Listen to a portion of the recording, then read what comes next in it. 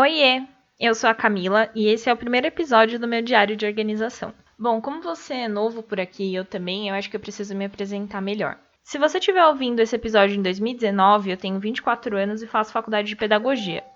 Eu sou noiva e sim, eu sou virginiana, antes que vocês me perguntem. Porém, eu nunca fui uma pessoa muito organizada, não. Eu fui uma criança bem bagunceira, uma adolescente extremamente desorganizada e hoje eu sou uma adulta que busca a organização pessoal. Mas comparando hoje com uns 4 ou 5 anos atrás, eu acredito que eu sou bem organizada.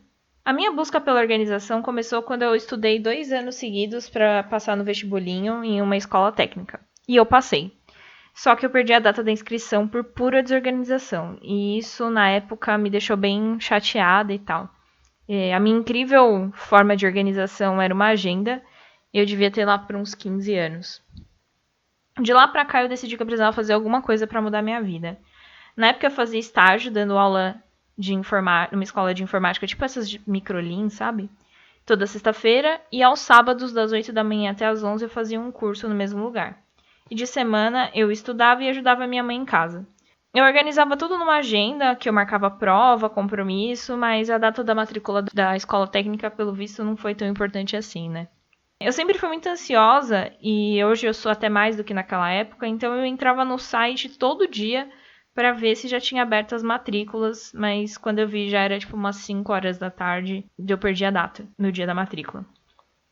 Eu acredito muito em destino e tal, então eu falo pra mim mesma que se eu não fui, enfim, não era pra ter ido e tal, mas talvez eu também só use essa desculpa pra me consolar. Mas a verdade é que aquilo impactou bastante na minha vida e foi a partir daí que eu iniciei a minha saga pela organização.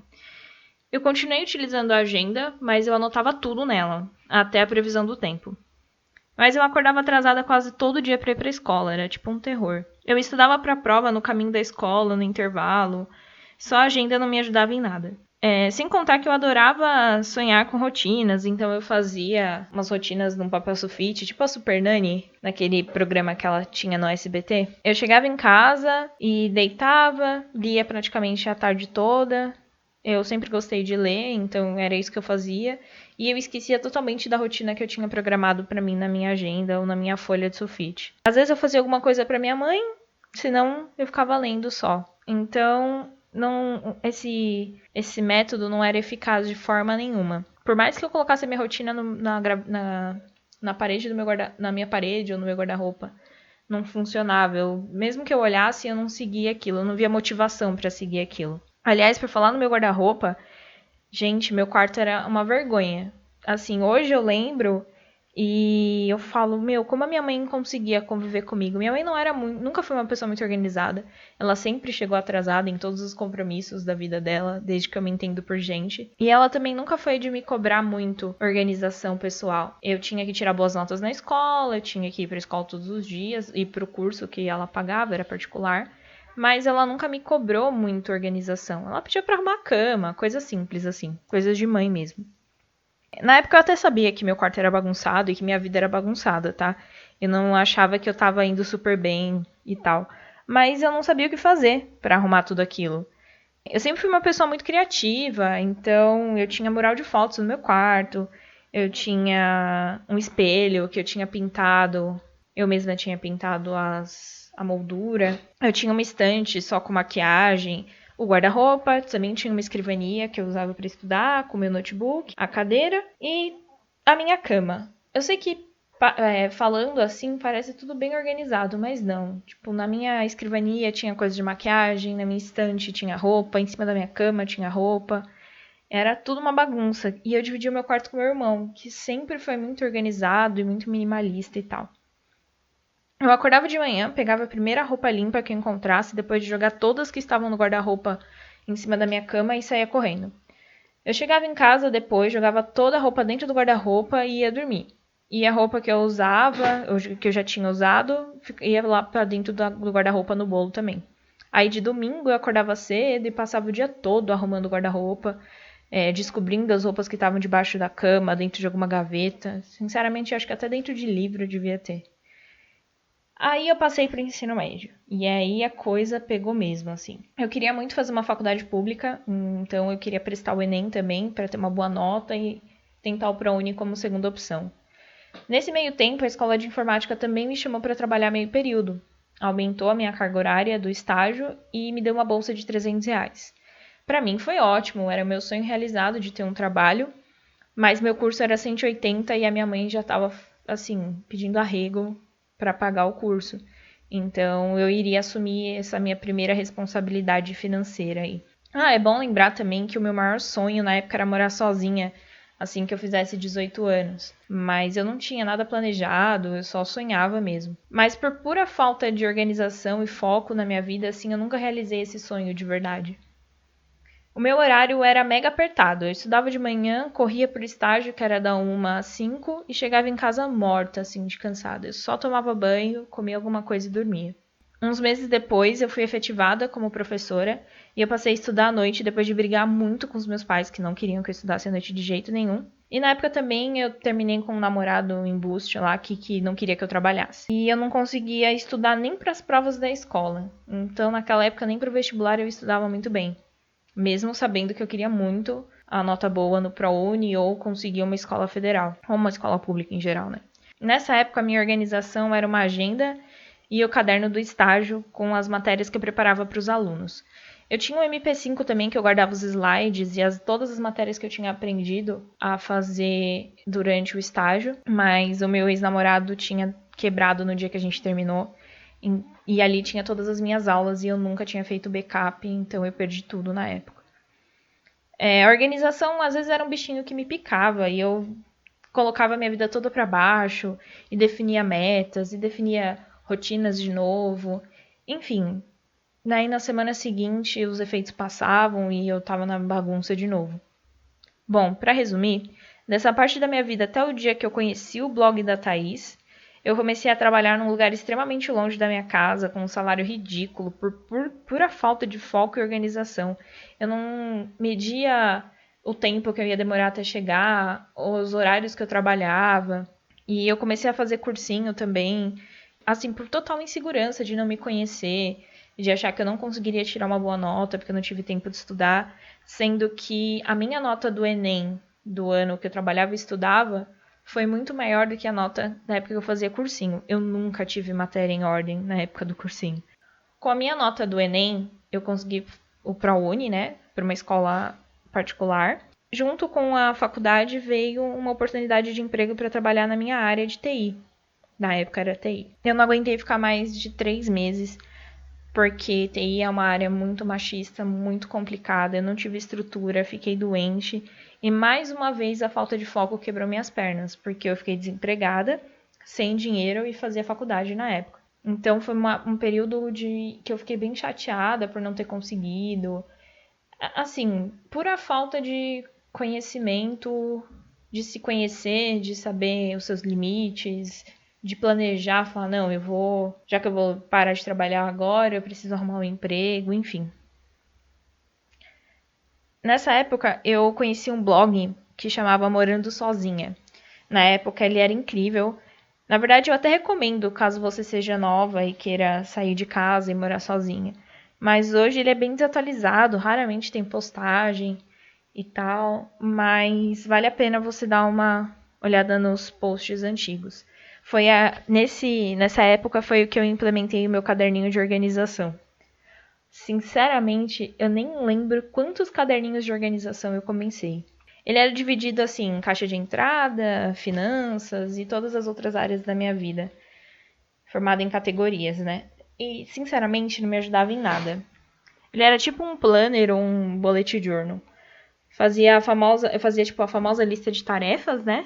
E aí eu riscava no máximo uns 2 itens por dia e esquecia do resto. Eu sei que da forma com que eu tô contando, parece que eu não ligava muito, eu não me esforçava para me organizar. Mas eu pensava sobre tudo aquilo o tempo todo. Então, todas as coisas que eu precisava fazer naquele momento ficavam ocupando a minha cabeça. E nessa época, como eu trabalhava com criatividade, eu precisava ter a mente livre. E eu não conseguia, porque eu estava sempre preocupada em me organizar e organizar as coisas que eu precisava fazer, e organizar os trabalhos de faculdade, TCC. Eu não tinha nenhum foco, meus objetivos eram meio jogados. Eu tinha 18 anos e ainda morava com os meus pais, então o meu sonho eu não realizei. Aquilo me perturbava noite e dia. E aí eu conheci o blog da Thaís. Bom, eu sei que agora você espera um romance maravilhoso de como eu me encontrei e me organizei, mas não foi bem assim, tá? Na verdade, eu só lia e tentava entender o que estava falando ali. Eu via que era algo muito maior do que só listas de tarefas e caderninhos de organização, que tinha uma filosofia muito maior, mas eu não tinha nenhuma maturidade para entender.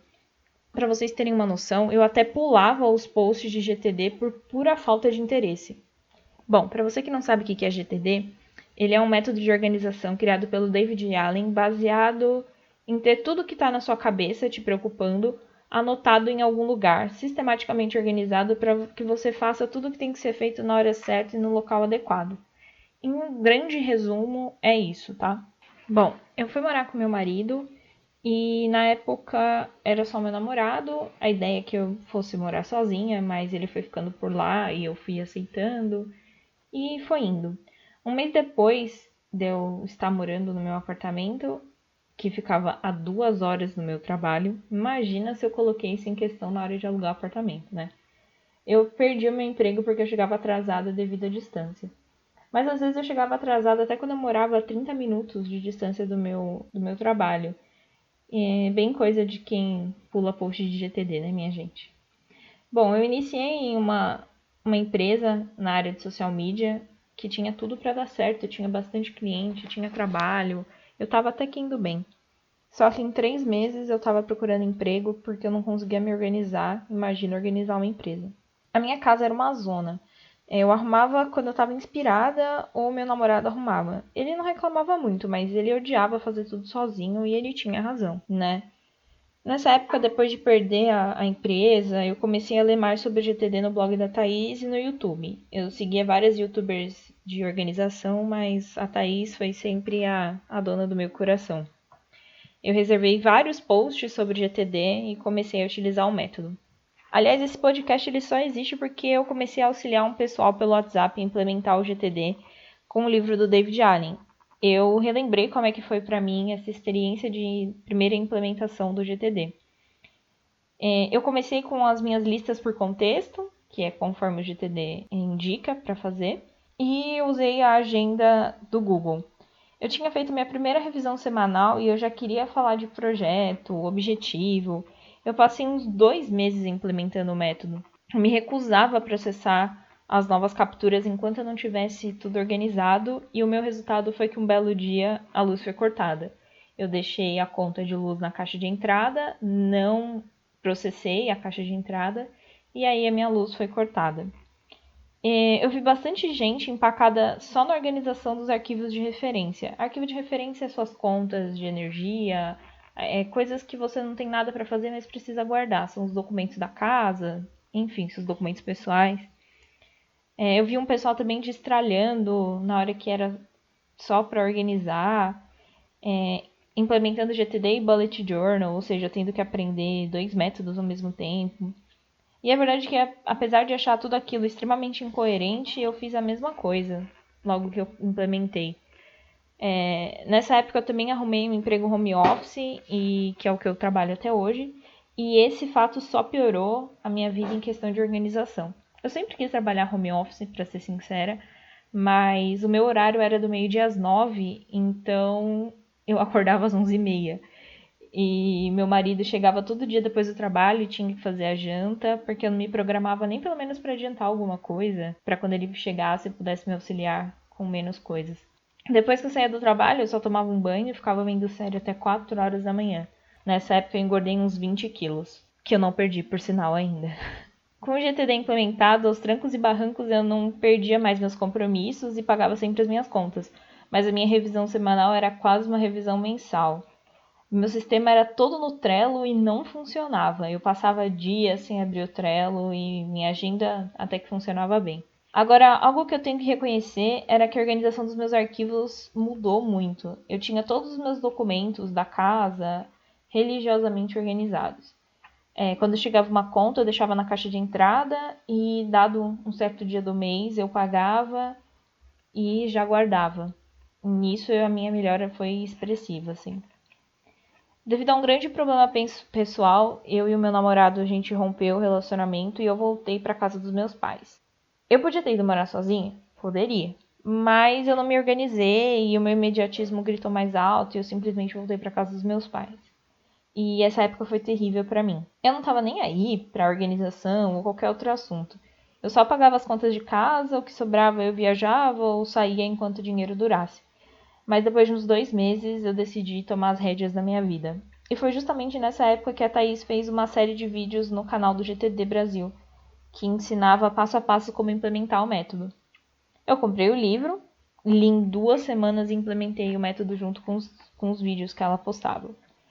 E daí pra frente o GTD tem feito uma grande diferença na minha vida. Tanto que eu mesma estou organizando meu casamento. Eu e aquele meu namorado que morava junto reatamos e hoje nós estamos planejando nos casar. Já moramos juntos, já, organizadamente. Para quem não sabe, o David organiza o GTD em vários horizontes, né? Então, no térreo, se você organizasse numa pirâmide, a base dessa pirâmide seria o térreo, né? Que seria as agendas e as listas de próximas ações, tá? As listas de próximas ações são tudo que você tem que fazer, mas não demanda uma data específica. Então você deixa em listas de acordo com os contextos. Por exemplo, quando você estiver no computador ou quando você estiver na rua. No nível 2 são os projetos, né? Que é tudo que você precisa demandar uma atenção maior e um tempo maior para realizar. No nível 2, suas áreas de responsabilidade. No 3, os seus objetivos de 0 a 2 anos. No 4 é a sua visão e no 5 o seu propósito, que é a sua missão de vida.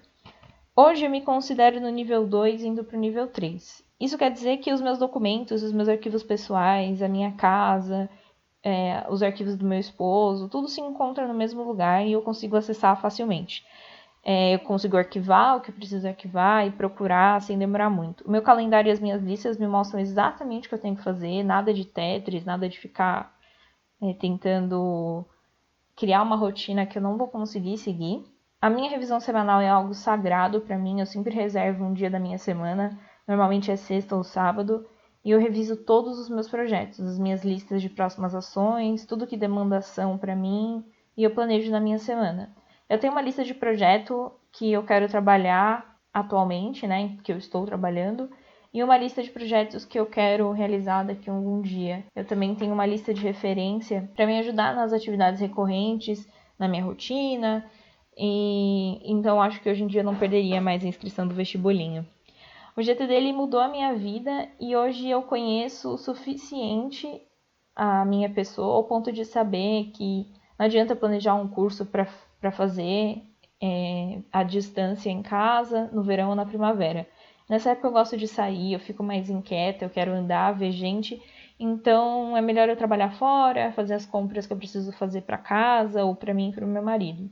Eu penso sempre 2 vezes antes de comprar qualquer coisa e se eu tenho alguma coisa na minha casa que está há mais de 6 meses, que eu não mexo, que eu não uso, ela não pode mais ter espaço para ela dentro da minha casa. Eu nunca mais perdi documentos, eu também nunca mais perdi nenhum prazo. Às vezes acontece de fazer alguma coisa em cima da hora, mas é mais por causa da procrastinação mesmo, que de vez em quando pega a gente e faz a gente ficar deitado o dia inteiro. Mas o GTD me mostra exatamente o que eu estou procrastinando, então eu fico tranquila em relação a isso. Hoje eu faço faculdade de pedagogia semipresencial. Foi um acordo que eu fiz comigo mesma, eu fui honesta e percebi que trabalhando, fazendo faculdade e os meus planos para ter filhos não iam me permitir fazer uma faculdade presencial. Então eu aprendi a olhar além do que eu desejava fazer e me adequar ao ideal e não ao que eu imagino ser o que deveria ser. Eu sempre quis ajudar muitas pessoas a conhecer esse método, né? Uma vez que ele mudou a minha vida. Eu pensei em iniciar um blog ou um vlog no YouTube, mas o próprio método me mostrou que eu não ia ter tempo para fazer aquilo e que não era a hora. Até o dia que eu estava num grupo de GTD que a gente tem pelo WhatsApp e eu vi várias pessoas pedindo ajuda para implementar o método. E aí eu criei um grupo também no WhatsApp de implementação e auxiliei algumas pessoas durante 15 dias a implementar além do livro e sem, claro, a pretensão de substituir o curso de GTD que a Thaís faz pela Cal Daniel. Eu auxiliei cerca de 120 pessoas durante essa implementação, mas eu acredito que de fato eu consegui ajudar menos que a metade. Mas eu fiquei muito feliz. Eu senti a mesma sensação que eu sinto sempre que eu tenho um imprevisto, que eu tento sair correndo e eu percebo que tá tudo bem, que eu tenho total segurança do que eu tô deixando de fazer para fazer esse compromisso. E a minha veia, lógico, de professora pulou mais alto porque eu adoro ensinar as pessoas e, enfim. Bom, essa sou eu e esse é um pouco da minha história com a organização. Eu não sou nem um pouco organizada no ponto que eu gostaria de ser, mas eu acredito que eu esteja em processo de estar organizada da forma com que a minha vida pede. Eu gostaria muito de ouvir as histórias de vocês. Como que vocês chegaram até aqui? O que a organização representa para vocês? Por que vocês buscam se organizar? E o que aconteceu para que o bichinho da organização te picasse e você estivesse aqui ouvindo meu podcast ou procurando sobre o blog da Thaís ou sobre o GTD. Eu quero sempre indicar alguma coisa para vocês no final de cada podcast e hoje eu quero indicar o livro que me trouxe até aqui, que é A Arte de Fazer Acontecer, do David Allen, tá? É o livro do método GTD que eu tanto falei durante esse podcast, tá? Sinceramente, eu não tenho muitas palavras para descrever, porque, assim, é a minha vida ultimamente em questão de organização.